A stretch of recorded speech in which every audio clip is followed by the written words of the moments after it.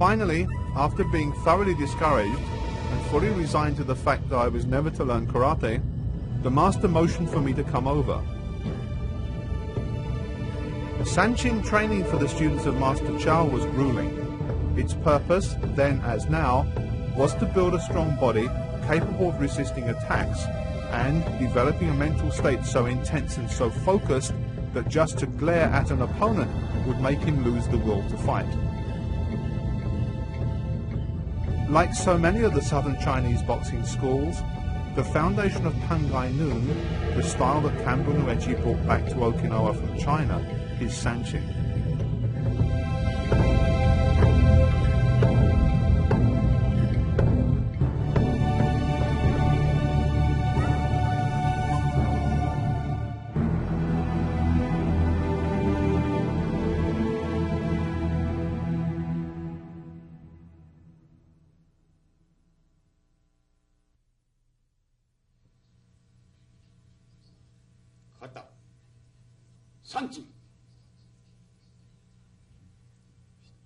We cannot speak of Pangai Noon Karate without speaking of Sanchin.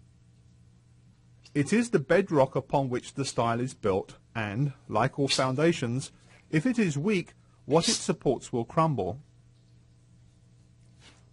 From your first day of training until your last, Sanchin should be practiced with absolute commitment. Sanchin is, figuratively speaking, the great mountain that you must climb. When you finally reach the summit, the view you will behold will answer all your questions as to the true and inner meaning of the art. The breathing in Pangai Noon Sanchin is natural and smooth. Due to the tenseness of the muscles, it is shallow, up and down, rather than in and out.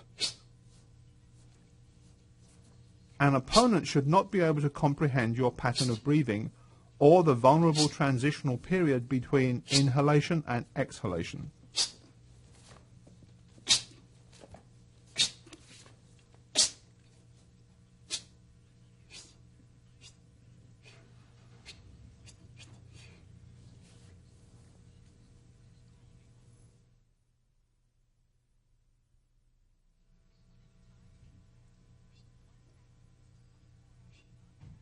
The demeanor of the practitioner is one of great determination. The eyes are fixed in an unwavering glare. The muscles tense to shield the internal organs and the throat. Stance and the position of the hands are also important factors which must be studied carefully. Training should be regular and conducted under the guidance of an experienced instructor. It must be rigorous to the point of being austere. A single flawless performance of Sanchin should leave the performer exhausted. Sanchin contains the 4 fundamental principles of boxing which are, according to the Bubishi, a martial arts manual published in the 17th century, hardness, softness, absorbing and repelling. The Chinese characters from the Bubishi's 8 important precepts of boxing read: the method, hard, soft, absorb, eject. From this we understand the method uses hard and soft, absorbing and repelling.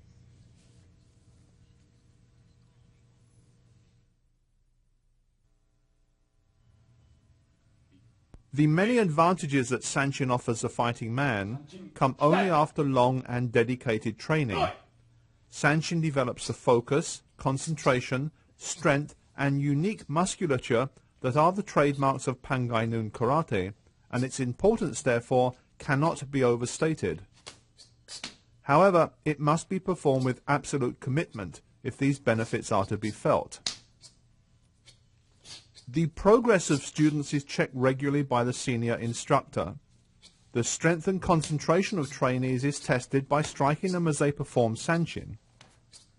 From the student's reaction to his blows, the instructor can determine what adjustments need to be made in their training regime. By attacking his weak spots, the master is able to draw the student's attention to them. Finally, by subjecting trainees to the sort of trauma encountered in combat, they gradually become accustomed to it. Here, a student is using weighted jars as he performs sanshin to strengthen his body and develop a powerful grip. As he grows stronger from the training, sand will be added to the jars to challenge him further.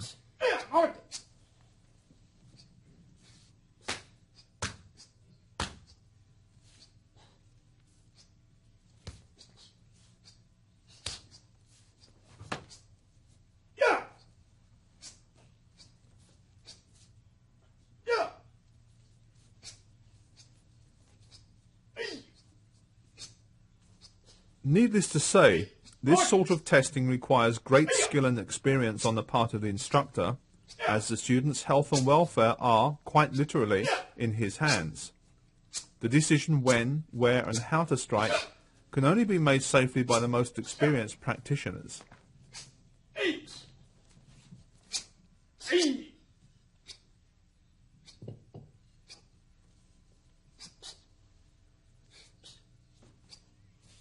The training methods of Pangai Noon are traditional, that is, what was found to work in earlier times has been preserved, and what didn't, discarded.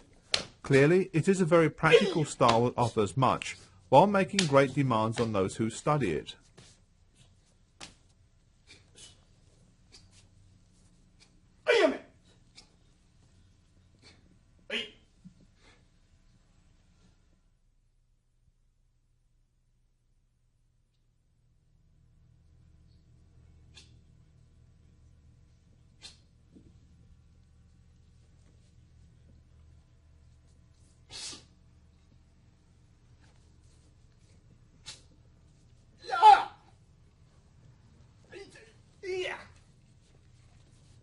This exercise demonstrates very graphically that even when strongly resisting pressure to his abdomen, he can still breathe comfortably and remain strong.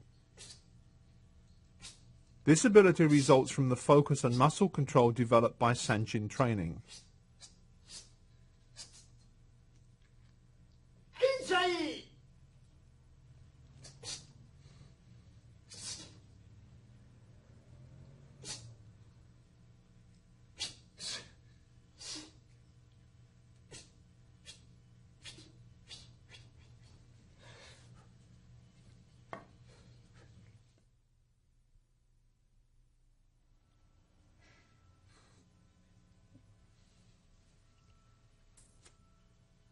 The student's progress is also tested by striking his body with hard objects as he performs sanshin.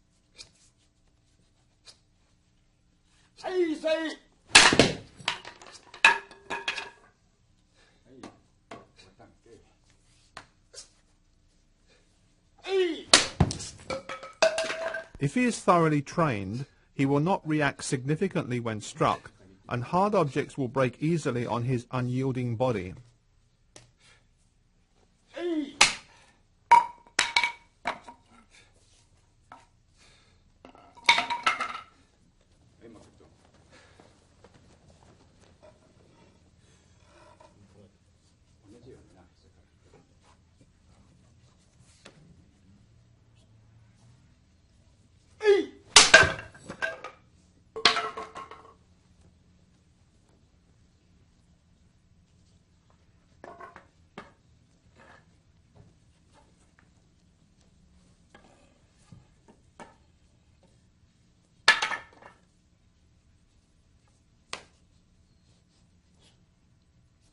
Clearly, it would be very difficult to unnerve an opponent who can remain balanced, calm, and apparently unaffected while wood is broken across his shin. By the same token, it would be difficult to withstand an attack from the same quarter when, as we will see later, that shin can shatter 4x2s without difficulty.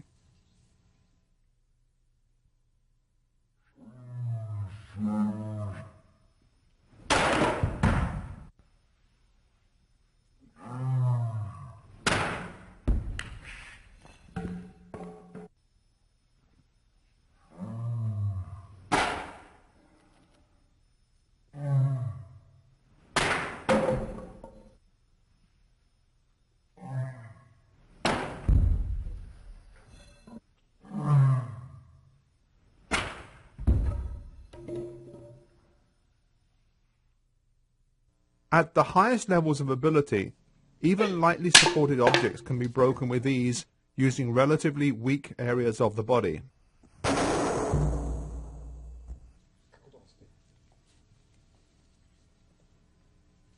The breaking of objects is not considered a normal part of karate training, but a testing procedure. If the student's body is strong and his technique well developed, breaking will confirm this. This should not be attempted until a high degree of competence is acquired through training with a qualified instructor, and then only under close supervision.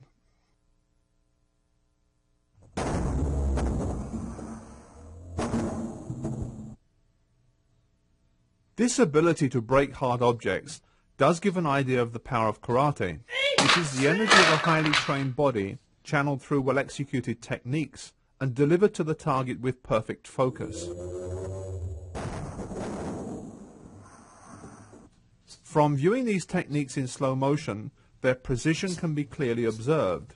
Years of training polish the human body and mind to a point where the seemingly impossible is performed with apparent ease.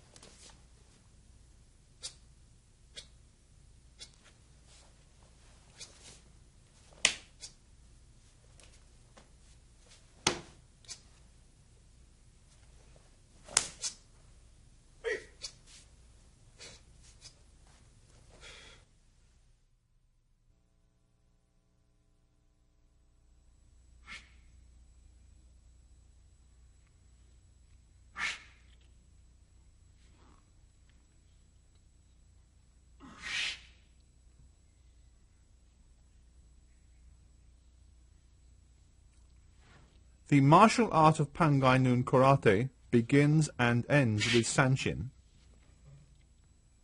It is the signature of the style, making its exponents easily identifiable by their physical appearance and fighting strategy.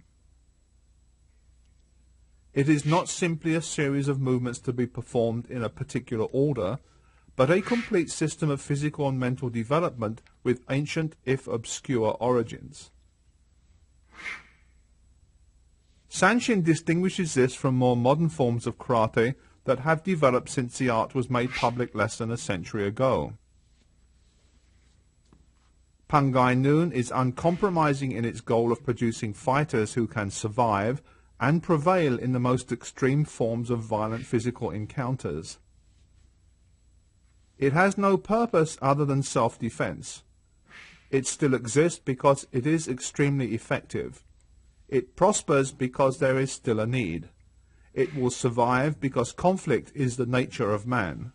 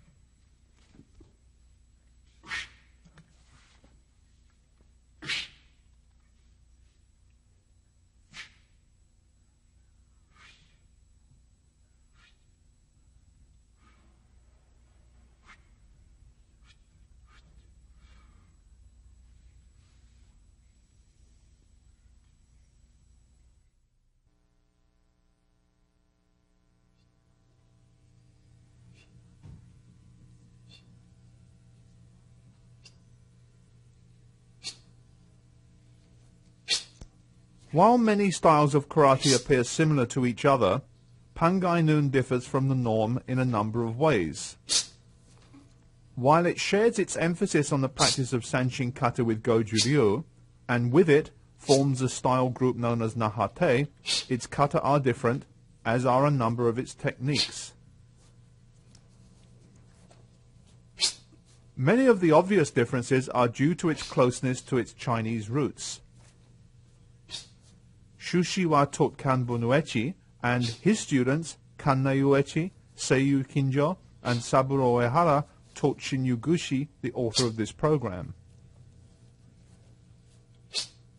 As it is a very demanding style, it never became widespread. Therefore, the passage of 3 generations has made little impact upon the techniques the founder brought back from China almost a century ago. Above all else, Pangai Noon is based on the practice of Sanshin to develop muscular power, resilience and fortitude.